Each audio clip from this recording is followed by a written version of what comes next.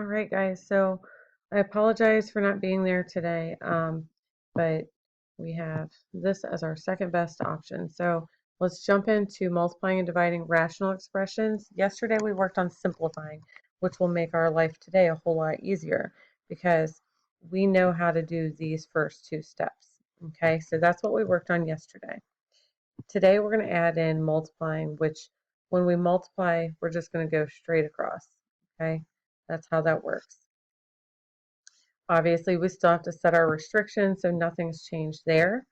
Um, but when it comes to division, there are a couple changes that we have to worry about, such as when you're dividing, you have to make sure that if you're dividing two fractions, so a over b divided by c over d, just generically speaking, you never, ever, ever change the first, but the second one you change to multiplication, and then you flip this guy over, okay, the second one. So you use the reciprocal. So let's jump right in, just like what we were working on yesterday. So you're going to look at each fraction individually, and you're going to see if you can reduce or simplify. So this first fraction, 2a squared over 7, there's nothing there that you can simplify. But the second fraction, on the other hand, this one, you can totally simplify. So take a second, simplify that like we did yesterday. Okay, so that leaves us in the second fraction by reducing 21 over 14 to 3 over 2. The other way that you can also reduce is diagonally. So anything in the numerator can technically cancel with anything in the denominator. So you have two options here. So let's look at this as an option 1 and an option 2. If I take this fraction or these two fractions that I have set up and I continue reducing and I look diagonally. So I look, any numerator can simplify with any denominator. So if we look at 2a squared over in the top left and 2a squared in the bottom right, then those two things can also cancel each other out. So 3 and 7, those can't do anything. So basically by canceling at the very beginning, that leaves me with 3 over 7. Now, do you have to do it that way? No. Option number 2 would be just to go ahead and multiply straight across. So we had 2a squared over 7 times 3 over 2a squared is what we had. So if I go ahead and just multiply straight across, I get 6a squared over 14a squared, which then I have to reduce on the back end. So basically it's a matter of, do I reduce on the front end or do I reduce on the back end? Kind of your choice, guys. So either way, that becomes 3 over 7. Okay? So if we go ahead and look at this one, we see, kind of like yesterday, we have a difference of squares right here that we would want to factor. So I have my a minus y over my w plus n, multiplying my, this is going to factor to w plus n, w minus n, over y minus a. So there's a couple things going on here. If you notice that these two pieces right here are very similar to each other, but in the top left, the a is positive, bottom right, a is negative. So basically they're opposite signs. So to combat that, what you can do is factor. So I'm going to rewrite this one. Maybe I shouldn't cancel it out. I'm going to change this one to factoring out a -1. If I divide out a -1, that's going to make that a positive and that y negative. So now y minus a is -1 parentheses a minus y, which then allows me to do some canceling that I wouldn't have been able to do before. Don't know where that went, but okay. A minus y. All right, so let's do some canceling. So I see this a minus y can now cancel with this a minus y. Anything on the top can cancel with anything on the bottom. So this w plus n in the top right can cancel with w plus n in the bottom left. So look at what's left now.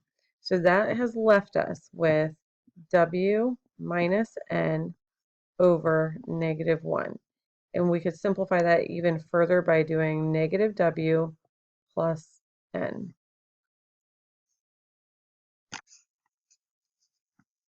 Okay, so what I want you to do is hit pause, and I want you to take a minute and just factor everything on number 3 and number 4. So when you come back, I'm going to have everything factored. You need to factor these on your own. Okay, so all I've done is factor. So on number 3, I took out a GCF in the top left, and that left me with a difference of squares with m squared minus 1. So there are 2 steps to factoring that one. Okay, but now that we have it all factored, we should be able to kind of look at it and start canceling things.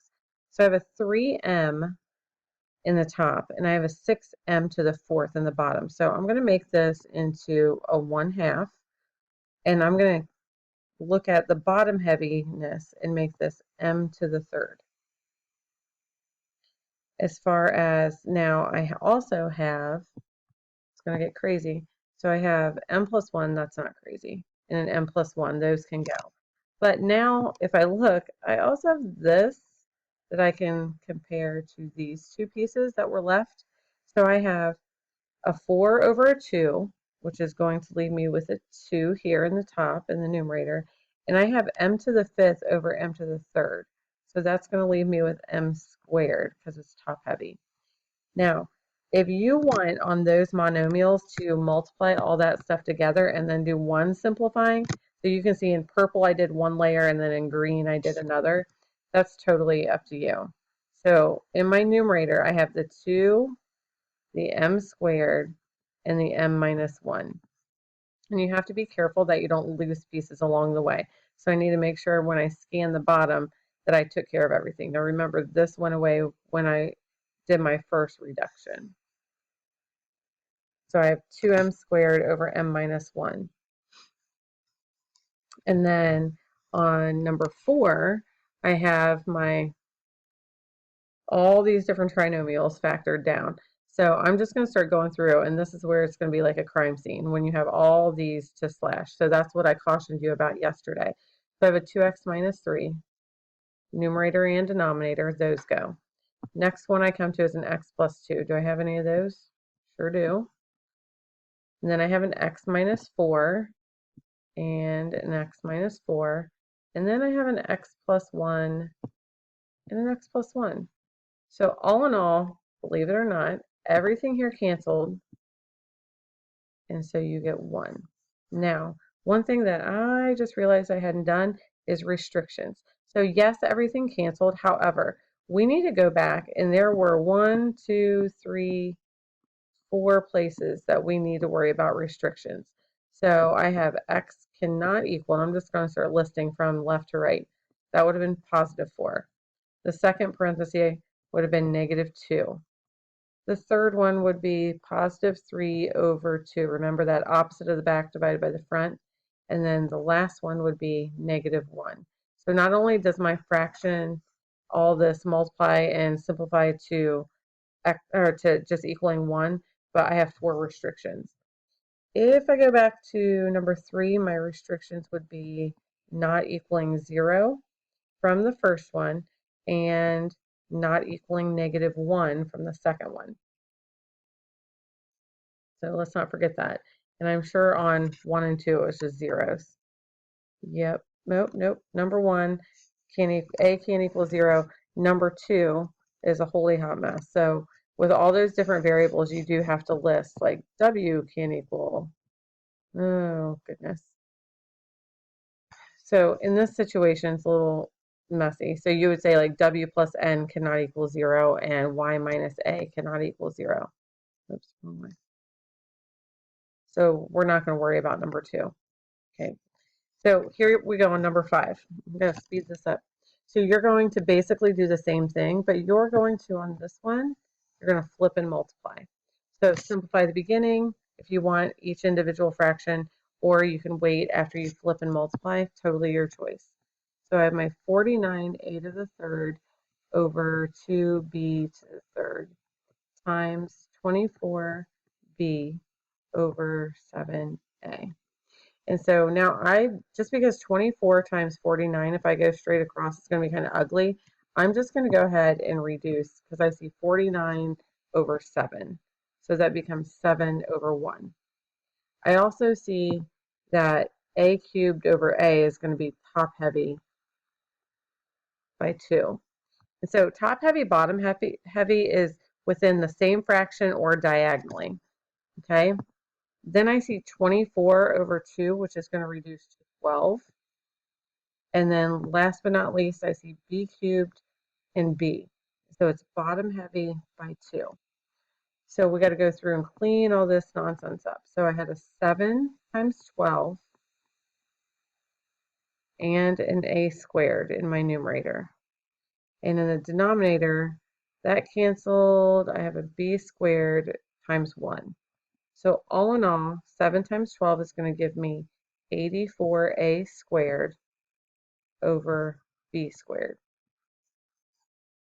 And your restrictions are going to be b cannot equal 0 and a cannot equal 0 because when you flipped, a became in the denominator.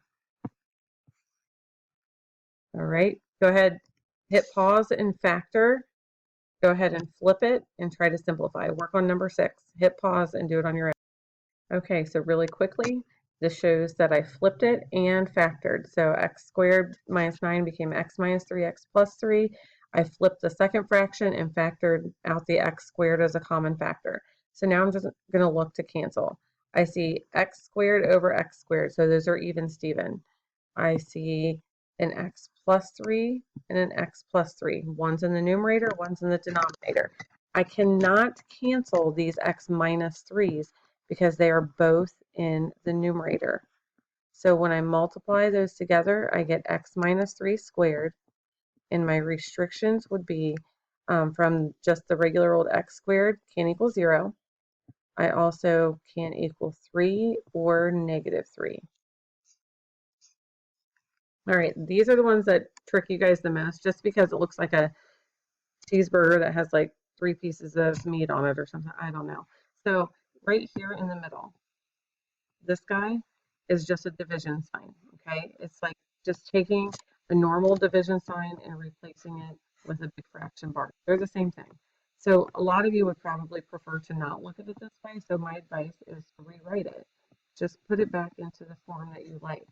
It means the exact same thing. So you get it like this, and then you can do your thing where you factor. So x minus 3, x plus 3, and you flip this one over, make it multiplication. So 8 over x minus 3, and then you can do your thing with canceling. No big deal. So 4 and 8 can be 2 and 1. X minus 3 numerator and denominator. And then all you have left is cancel and simplify. So you get 2 times x plus 3. The denominator, you had all ones. Okay? So the only restriction we need to worry about is right here, and that would have been x cannot equal 3. Okay, last but not least, I want you to try this one on your own. Rewrite it, factor it, simplify it, hit pause, and come back to it. Okay, so I went ahead and factored and rewrote it, but what I haven't done is flip my second fraction yet. And I didn't do that because what I want to do first is actually go ahead and cancel these so that it's less messy. So now when I rewrite that first one, I've already taken care of simplifying it a little bit. And so I have x plus 1 over x plus 3. That's going to become multiplication. And now this becomes x plus 3 in the numerator and x plus 1 in the denominator. And as you can tell, numerator, denominator, numerator, denominator. So all in all, once again, we get that this simplifies to 1. So we just have to list our restrictions. From the original, we see that it couldn't equal 2. It can't equal negative 3 from this one and this one, right here and here. Okay, and then from the other one, we also got a positive. We have x plus 3, so it can't equal negative 3 again. But now we have to worry about this guy, so we have to throw in x cannot equal negative 1. So now that your notes are complete, you should take your notes up to the sub and check them in, and then get your assignment and work on that, and you should be done. No homework if you finish it anyway. Have a good night. See you tomorrow.